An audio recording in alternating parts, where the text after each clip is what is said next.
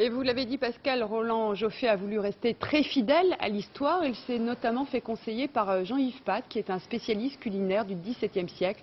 On regarde votre reportage réalisé avec Jean-Louis Bousser.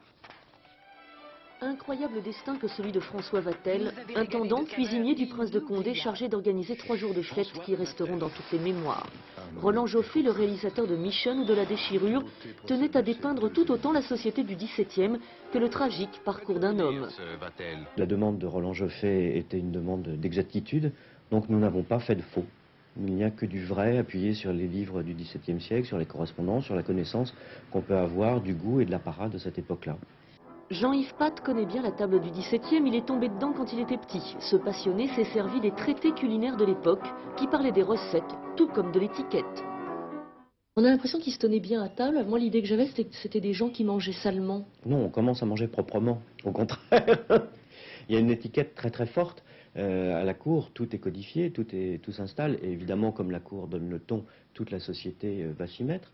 Et c'est au XVIIe siècle que l'on connaît véritablement, d'une manière plus générale, l'usage de la fourchette et du couteau, l'usage des mœurs de la table, l'usage de la propreté. On apprend ainsi que Vatel a introduit au château de Chantilly l'usage d'une certaine crème.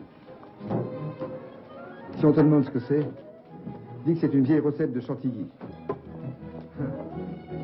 Padieu connaissait bien notre cuisine et se régalait. Et c'était en même temps un plaisir parce qu'il venait goûter des boissons, il venait goûter des préparations. Il nous disait ça, tu l'as fait trop vite, ça manque de...